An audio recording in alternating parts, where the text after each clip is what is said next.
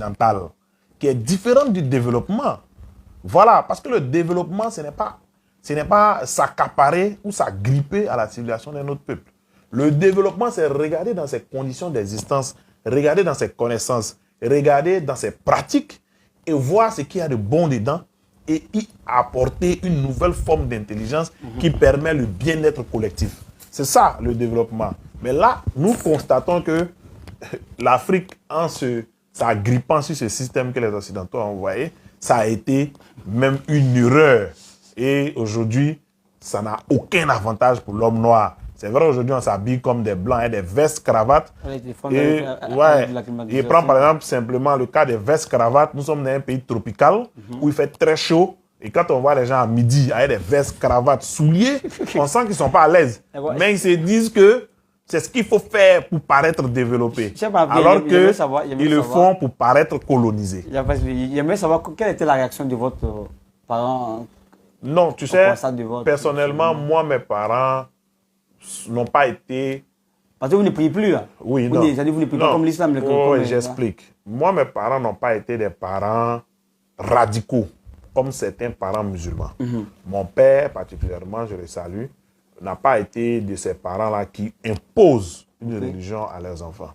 Donc, depuis le bas âge, certes, mon père était musulman, il voulait qu'on soit musulman. Souvent, il essayait de nous influencer pour l'être, mais naturellement, moi, en tant que fils des ancêtres, depuis que je suis tout petit, je n'ai jamais senti le besoin d'aller vers les religions importées. Le christianisme même, certaines personnes sont venues évangéliser à la maison, pousser des amis qui étaient chrétiens. Non, viens, allons à l'église, tu vas écouter. On est allé 1 ou 2 fois même. Voilà, donc je veux dire que la religion n'a pas eu... Comment le papa a perçu ça?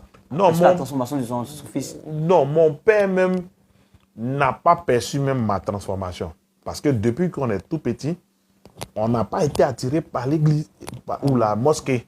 Ouais, un peu. Donc, lui, je pense que sa philosophie était de laisser ses enfants faire un choix, je pense.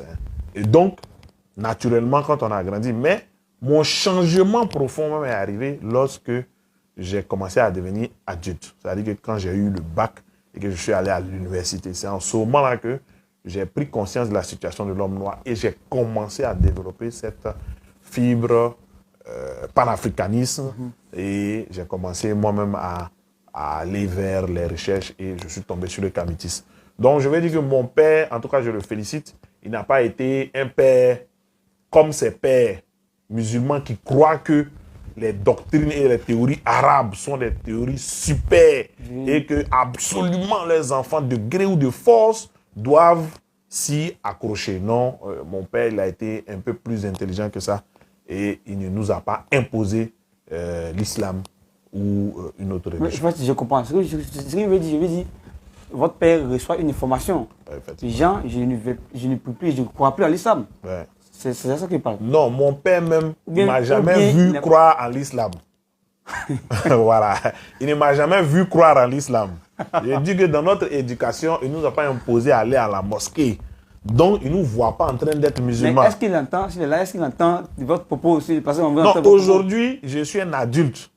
Donc, il n'a pas à m'imposer quoi que ce soit. Oui, il n'a pas fait quand j'étais petit, c'est pas maintenant qu'il va le faire. Oui, donc, aujourd'hui... Là, vous attaquez sa religion maintenant. Non, ce n'est même pas la religion de mon père. C'est la religion des colonisateurs qui ont envoyé cette religion chez nous. Mais ce que j'ai dit, c'est que mon père n'a pas de problème avec mes prises de position.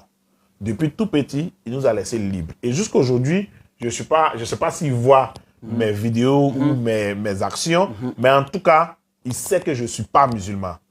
Voilà, dans nos échanges, dans nos explications, souvent quand on va en famille, on va le truc, voilà, il voit ma croix en qui me dit non, comme on est en famille, il faut cacher ça. Mais voilà, en tant que mon père, je le respecte. Parfois, il échange sur les... Oui, bien sûr, il connaît ma position, je ne suis pas musulman.